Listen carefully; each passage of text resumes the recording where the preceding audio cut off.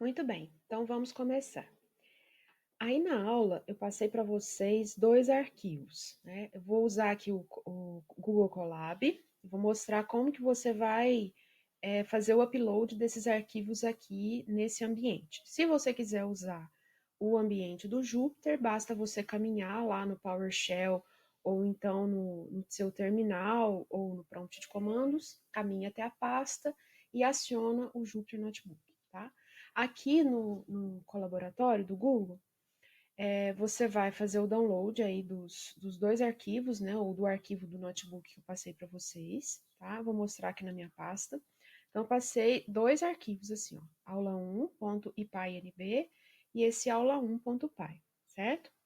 Então, aqui, o que a gente vai fazer? Você já logando na sua conta, já acessando aqui o site do Colab, você vai vir aqui em arquivo, fazer upload de notebook, vai lá na pasta onde ele está.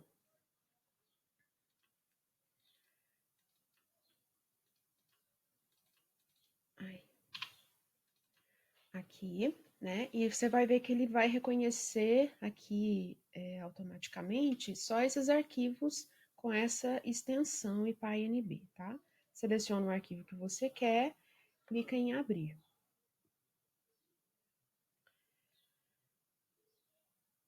Tá? Então, esse procedimento você vai fazer para todos os notebooks que eu enviar para vocês, certo?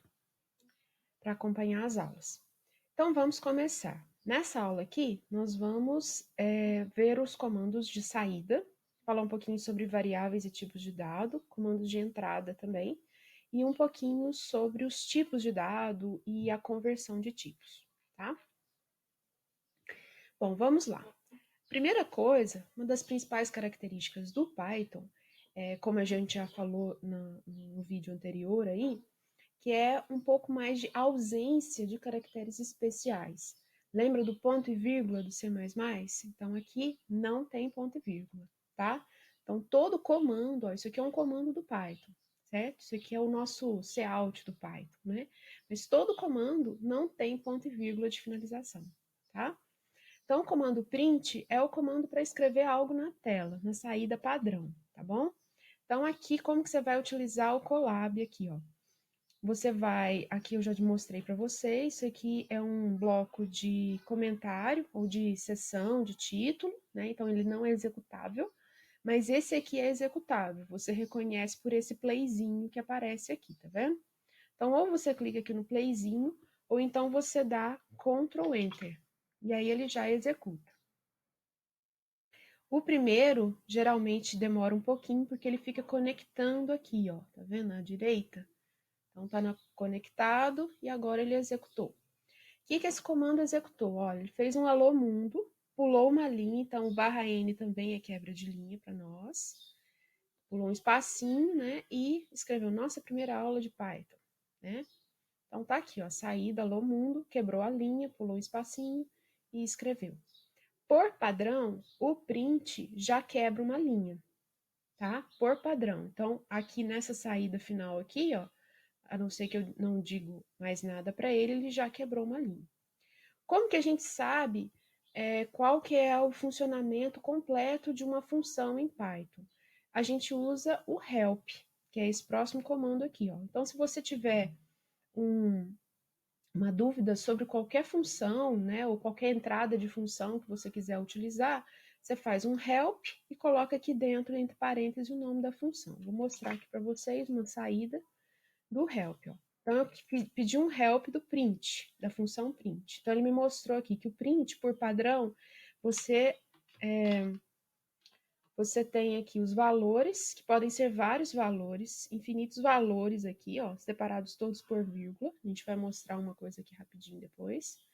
Ele pode receber também um parâmetro nomeado que se chama sep, que é um parâmetro que vai indicar qual que é o separador dessas strings que vai usar. Por padrão, é o separador de espaço. Ele pode receber também opcional o end, que é um parâmetro nomeado também, que por padrão é a quebra de linha, como eu mostrei para vocês. E tem outras informações aqui que mais para frente, nas aulas mais para frente, a gente vai falar sobre eles, tá? Que é você direcionar o fluxo para outras coisas, senão somente a tela do computador, tá? Bom, então, help é uma mão na roda, tá? Agora aqui, ó, nesse próximo aqui, vamos executar para a gente ver, olha. Veja esse primeiro print. Eu coloquei o Brasil, então veja uma outra coisa. Para strings, ele aceita tanto aspas duplas quanto aspas simples, tá? Aqui eu coloquei com aspas simples. Então, eu coloquei uma string, o Brasil, vírgula, outra string, vírgula, um dígito numérico, vírgula, uma outra string. Então, separei vários pedacinhos de string por vírgulas, né? E olha o que ele imprimiu. Ele foi concatenando cada string, né? E pulando um espaço entre elas. Veja que aqui, ó, o Brasil, não pulei espaço nenhum. Mas ele pulou um espaço, ó. Entre Brasil e ganhou, que é a próxima string, ele pulou um espaço. O que é isso? É aquele caractere, aquele parâmetro de CEP que o help mostrou pra gente, tá? Fez aqui o CEP, né? Bom, aqui a gente conseguiu concatenar também o 5, né? Que é um dígito numérico, né? E veja que automaticamente ele já pulou a linha aqui para mim. Eu não falei para ele pular a linha aqui depois de mundiais, ó. Ele já quebrou a linha. O que é isso? É aquele parâmetro nomeado end aqui, que se a gente não disser nada, ele vai usar o /n aqui para pular a linha, certo? E aqui mais um teste de quebra de linha, que foi a frase que a gente escreveu aqui. Agora eu vou utilizar essa mesma saída, pode fazer aí também, e eu vou colocar uma coisa diferente no CEP, eu vou colocar um tracinho no CEP e vou colocar uma coisa diferente no END. Eu vou colocar um ponto de exclamação no END, tá? E vamos executar isso aqui de novo, ó. Olha o que aconteceu. Então, qual que foi a nossa primeira string? O Brasil. Qual que era a próxima? Ganhou. Então, entre Brasil e ganhou, ele colocou um tracinho, que foi o que eu indiquei aqui para ele, ó. No CEP, um tracinho, certo? E assim ele fez com todas as strings, com todos os pontos de concatenação aqui separados por vírgula. Ele usou o separador que eu indiquei aqui. Se você não indica esse parâmetro aqui, ó, ele vai usar o padrão, que é o espaço, tá? Default, um espaço, certo? Agora o finalizador, olha. O padrão, aqui, ó, finalizador aqui em cima, ó. Default é uma nova linha. Ele vai fazer uma quebra de linha, se você não diz nada aqui. Mas aqui a gente disse que o final aqui seria um ponto de exclamação. Então, ele não pulou a linha. Então, veja a saída dele. Ele não pulou a linha e emendou com esse print aqui de baixo, né? Porque ele não fez a quebra de linha aqui, certo? A gente vai falar um pouquinho mais sobre esses fluxos aqui, tá? Deixa eu ver se tem aqui embaixo. Ah, tem. Beleza. Então, nosso primeiro comando é esse aqui. Agora, variáveis. Variáveis. Variáveis em Python também tem a característica. Então, veja, aqui são várias declarações de variáveis, né? Você, na verdade, não declara variável, né? Porque você não indica o tipo de dado dela. O Python, ele tem uma tipagem dinâmica. Uma mesma variável, nesse momento aqui, ela está sendo uma string, depois ela pode ser outra coisa, pode ser um número real, um número inteiro, um caractere, né? Então, ela tem esse dinamismo aí das variáveis. Mas você define uma variável no momento que você precisa dela, tá? Então, aqui, por exemplo, eu precisei de uma variável de nome de alguma coisa. E já inicializei essa variável como Tony Luiz aqui, só para lembrar dele, né? E aqui a idade também, coloquei a variável como valor 18.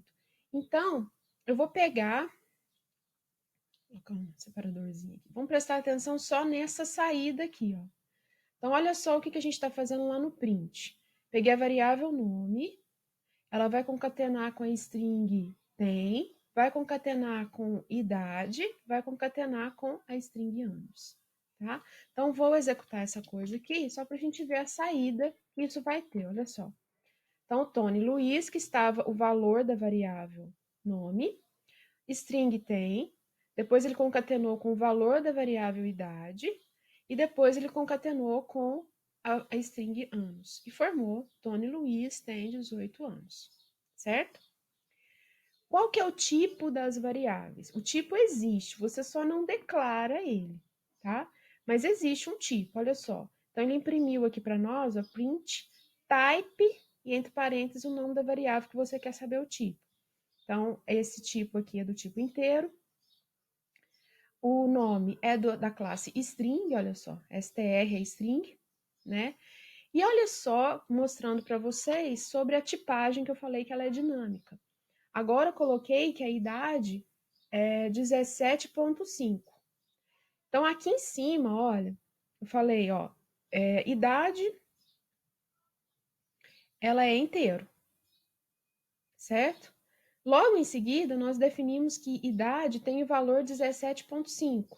Se a gente imprimir novamente o tipo da variável idade, ele vai imprimir float, tá? Então, esse tipo mudou, certo? Então, o tipo de uma variável em Python, ele é de acordo com aquele valor que está sendo armazenado naquele instante. Poderia falar aqui, ó, que nome era uma string, né? Olha que coisa doida. Falar que nome é igual a 2. Se eu imprimir novamente aqui o tipo da variável nome,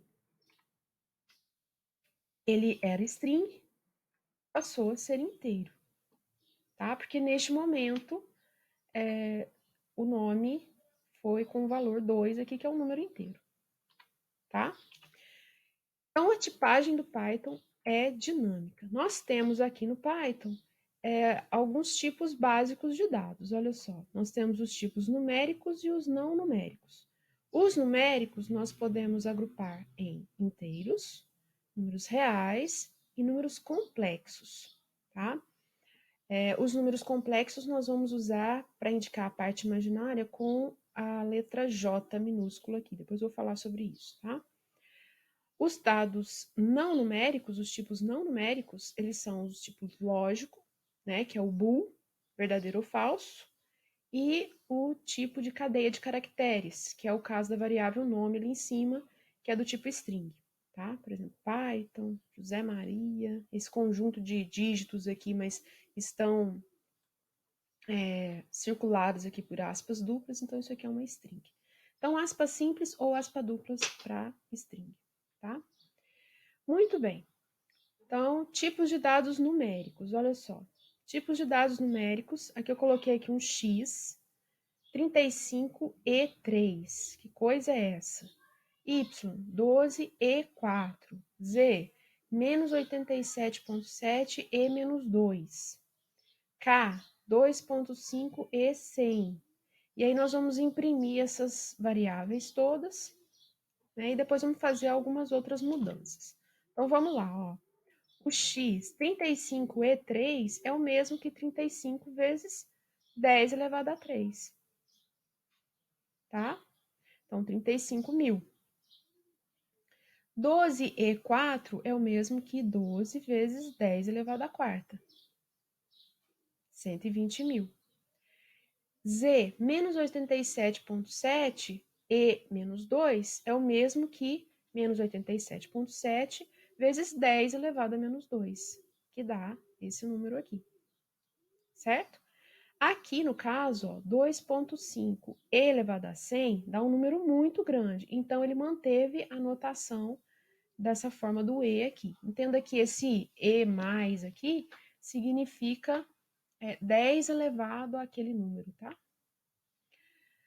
Muito bem. Depois aqui embaixo, nós consideramos uma variável A igual a 2, então eu estou colocando aqui, imprimindo, nesse print aqui, ó, o A e em seguida o tipo do A. Então, ele imprimiu 2, que é o valor que está em A, e falou que o 2 é inteiro. Então, o x nosso era um número real, né? Esse aqui é um número float. Tá? Esse era o nosso x. E em seguida aqui, ó, falei que o x é 3,5, nessa linha aqui, 3,5 menos 5j. Isso significa que o x é um número complexo, com 3,5 de parte real e, lembra daquele izinho lá do número complexo, lá da matemática? Então, menos 5 da parte imaginária, certo? Então, vou imprimir aqui o x e o tipo do x, que deu 3,5 menos 5j, ele vai indicar a parte imaginária como aquele j minúsculo. E aqui ele imprimiu o tipo do x, nesse momento, que é o número complexo. Casting. Então, essas tipagens de dados ainda nos permitem, né? Por mais que a tipagem é dinâmica aqui, mas vai que em alguma situação você precise converter aquela variável num outro tipo de dado, tá? Então, é possível você fazer conversões de várias formas. Eu vou passar um número de inteiro para float, de float para inteiro, de inteiro para complexo. Você só não de float para complexo, você só não consegue fazer de complexo para inteiro ou de complexo para float, tá? Mostrar aqui. Então, nós temos aqui a idade que eu estou imprimindo, o tipo da idade, né? E aí, nós vamos fazer um casting. Então, lembra que a nossa idade, lá em cima, estava 17,5. E aqui, o tipo da idade, nesse caso, então, 17,5 é um float, né? Um número real, com ponto ali, né? Ponto flutuante ali. Em seguida, olha esse print aqui, ó. Eu estou imprimindo somente a parte inteira da variável idade. Então, ele imprimiu só a parte inteira, ó. Ele imprimiu, tá? Mas o número em si, ele continua sendo float, porque a gente não fez mudança nenhuma, certo? Então, fizemos isso aqui. Agora sim, eu vou transformar a variável idade utilizando ela mesma. Então, essa idade aqui, que está selecionada aqui, ó, ela é 17,5. Olha o comando. Pega a variável idade e transforme em inteiro. Então, ele vai descartar aquele meio e vai atribuir, através do operador de atribuição aqui, ele vai atribuir a variável idade. Então, qual é o tipo da variável idade a partir desse comando aqui? É inteiro. Você pegou somente a parte inteira, fez uma transformação e atribuiu a variável idade. Agora sim, a variável idade é um número inteiro. Veja aqui a variável número. Número, então imprimimos o número e o tipo dele. Então, ele imprimiu 2 e é da classe inteiro. Em seguida, nós transformamos o número num float e atribuímos ao próprio número. Então, quer dizer, o número que era um inteiro, não era um inteiro, e agora ele é um float. Veja a impressão dele, ficou 2.0, mas ele é da classe float, certo? Então, tudo isso que a gente está fazendo aqui, o casting, é a transformação de um tipo de dado. Então, veja que nós pegamos de float para inteiro, que foi esse caso aqui, e de inteiro para float, que foi esse caso aqui, tá? Agora, vamos ver o número complexo. Seja A com valor de 2,5. Então, isso aqui, A, é um número float, certo? B é a transformação do A num número complexo. Então, agora eu vou imprimir o B. Tá? Eu vou imprimir o A aqui. Tá? E o tipo do A. Então, veja, A e o tipo do A. Então, A é 2,5 e é da classe float. Em seguida, nós pegamos o A e transformamos num número complexo, fizemos um cast e atribuímos a B. Então, B, imprimindo B ali, olha, ele é 2,5 de parte real e 0 de parte imaginária, mas ele é um número complexo. É um tipo de dado complexo, certo? Agora nós vamos pegar o A, que era 2,5, né? Um float, e vamos transformar numa string e atribuir isso a C. Então, qual o tipo de C? String. Então, 2,5 não é um número, tá? O C que a gente está imprimindo aqui não é um número, é uma string. Então, C é da classe string. Porque foi feito esse casting aqui. Agora, seja S o dígito 3. S não é um tipo numérico, é uma string. Então, vamos ver aqui, ó. S é 3 e é da classe string. Agora, nós vamos pegar o S, transformar no inteiro e atribuir a X. Tá? Nesse caso, vai dar certo, porque a gente está pegando um dígito mesmo, numérico, que está dentro de uma string, e transformando no inteiro. Então, vai dar certo a tipagem aqui, e ele vai transformar o X num número inteiro, e a classe dele é um inteiro. Certo? Vamos falar um pouco mais sobre strings. Então, strings são aquelas cadeias de caracteres que aqui no Python pode estar entre aspas simples ou aspas duplas, vai funcionar do mesmo jeito, tá? Então, seja aqui uma variável str, eu vou imprimir essa str. Então, strings são arrays, tá? Um aspas simples aqui. Se você quiser fazer uma formatação exatamente, que ele respeite exatamente essas quebras de linhas, essas tabulações que a gente der aqui, você vai ter que colocar a sua string circulada por 3 aspas simples, no início e no fim. Então, veja que essa impressão, ela vai imprimir essa frase aqui, né, essa mensagem, exatamente com as quebras que eu fiz. Eu fiz uma quebra aqui, ó, a match, vírgula, e quebrou uma linha, ó. Ele respeitou, mesmo não colocando nenhum barra N aqui, certo? Então, entre 3 aspas simples, você também consegue. Agora, veja essa str que nós criamos aqui em cima. Se são arrays, é um vetor, vamos pensar assim, né? Então, eu consigo acessar uma posição específica desse array, desse vetor. Então, qual que é a posição 0 do vetor? Aqui, é o S, certo? Qual que é a posição 1? É o T. E qual que é a posição 4? Acho que é o N aqui, né? Então, vamos imprimir aqui, ó, str na posição 0, na posição 1 e na posição 4, certo? Depois a gente vai ver como que a gente pode iterar por meio de um for, de um while, numa string, numa cadeia de caracteres. Nas aulas mais para frente aí. Aqui uma demonstração também, parece uma repetição, né? Aqui nós vamos imprimir a string str da posição 2 até a posição 6. Então, vamos lá, ó. Imprimiu ring. Vamos ver, ó. 0, 1, 2. Então, ele vai começar do R, ok. 2, 3, 4, 5, o 6. O que acontece aqui? O 6 ele deveria imprimir o S também, né? Só que essa sintaxe aqui, ela indica que ele vai imprimir o string, a variável string, da posição 2, inclusive, a 2, até a posição 6, exclusivo. Então, ele vai, na verdade, intervalo fechado do 2 até o 5. Tá? Ou intervalo fechado no 2 e aberto no 6, certo?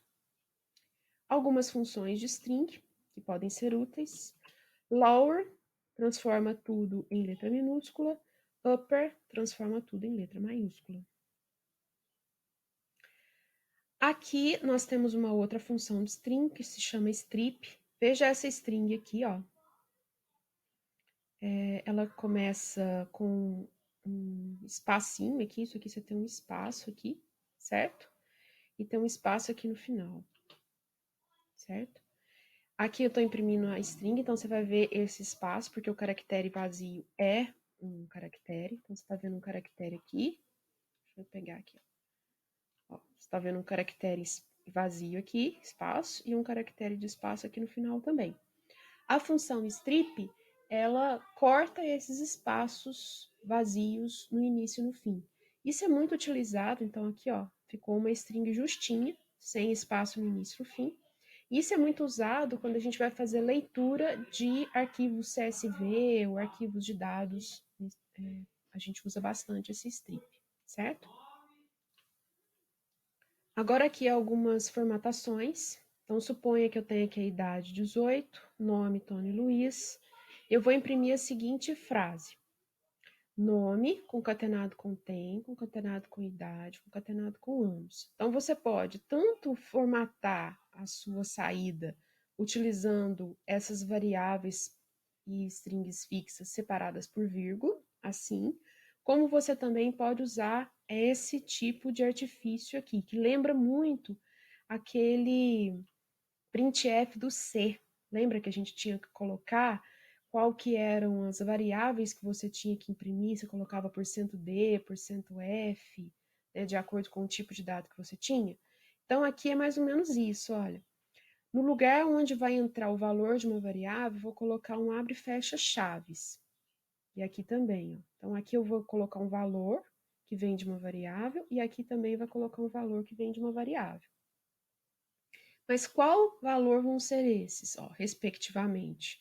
Esse nome vai vir para esse primeiro conjunto de chaves e essa idade vai vir para esse segundo conjunto de chaves. Então, a gente fez um print, aqui a frase montada, né? Ponto, format, e aqui dentro, respectivamente, as variáveis que você vai pegar esses valores para colocar na frase, tá? Você também consegue fazer isso em duas linhas. Aqui eu coloquei uma variável frase, que eu formatei ela assim, né? Na verdade, eu montei ela assim, com aquele conjunto de chaves.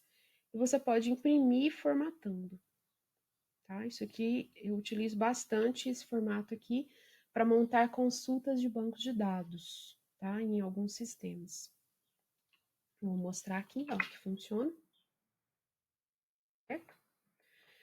E aqui, uma outra opção para fazer essa formatação, que é usando esse F aqui no início, antes da chave, de abrir as aspas, tá? E aí, dentro das chaves, você já coloca o nome da variável que você quer imprimir. Funciona, tá? Só que eu já vi problemas usando essa formatação aqui no Ubuntu, tá? Em um sistema que a gente fez no Ubuntu. Então, eu evito essa formatação porque ele não é aí, vamos pensar assim, entre aspas, multiplataforma, tá? Mas funciona também. E agora, para concluir essa nossa aula, vamos ver sobre entrada de dados. Então, se o print é o nosso cout, quem é o nosso cin, né? É o input. Então, a partir do Python 3.6, nós temos um input. No Python 2, a gente tinha um comando chamado raw input, que eu vou mostrar aqui para vocês, tá? Qual que é a diferença principal dele. Bom, o input, você já consegue colocar ele como se fosse um print para fazer esse mesmo comando aqui, ó. Se você fosse escrever esse programinha aqui no C++, eu vou mostrar aqui como que você poderia fazer. Bom, se você fosse fazer esse mesmo programinha aqui no C++, olha o que você teria que fazer, ó. Declarar uma variável, né? Pedir aqui, ó, cout, entre com o seu nome, mesmo comandinho que está aqui, né? E aí você pega do teclado e coloca na variável nome, e depois imprime, certo? Aqui, ó, o input, a gente já coloca como se fosse a interface com o usuário aqui, né? O pedido para o usuário, já dentro do input, ó. Entre com o seu nome. E aí, o input já faz a captura do teclado e já coloca aqui na variável nome, certo? Aí, depois o print, a gente faz a formatação normal. Vou montar aqui, ó. Então, ele vai me dar uma caixinha aqui, vai pedir meu nome, por exemplo. E aí, ele já pega né? Já atribui aqui para a variável nome, e aqui depois ele só imprimiu usando aquele format que a gente já viu ali. Agora vamos ver a razão, a principal diferença que eles fizeram essas alterações aqui da função raw_input do Python 2. Suponha aqui que eu tenho a variável peso, né, que vai ser atribuída com o que vier do teclado. Vou tirar esse negócio aqui. E a variável altura vai também ser atribuída com coisa do teclado. Tá? Depois eu vou calcular o IMC e mostrar o IMC aqui no final. Tá? Então, eu vou fazer a execução aqui, olha. Então, ele vai me dar um local aqui para colocar o peso. Vou colocar aqui meu peso. Vou colocar aqui minha altura. E ele deu um erro. Por que ele deu esse erro? Porque toda saída do input, ela é uma string. Então, você tem que fazer um casting aqui, transformando aquela saída no tipo de dado que você precisa. No caso aqui, eu preciso de um float, né? Porque peso pode ser float e altura também pode ser float. Vou executar aqui novamente e vou colocar aqui.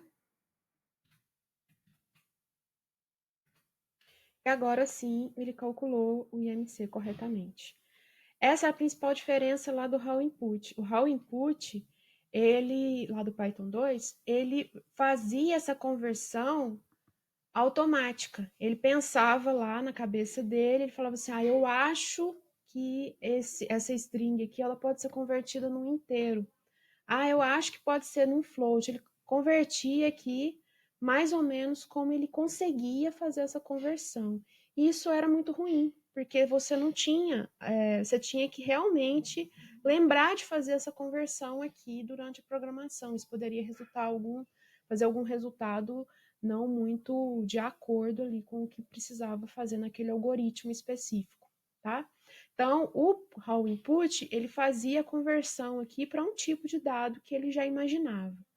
E o input, a saída dele vai ser sempre uma string. Então, você tem que converter, fazer o caching adequadamente com o tipo de dado mais apropriado para aquele seu algoritmo, certo? Então, é isso. Então, vamos refazer essa aula aqui, né? E qualquer dúvida, eu estou à disposição.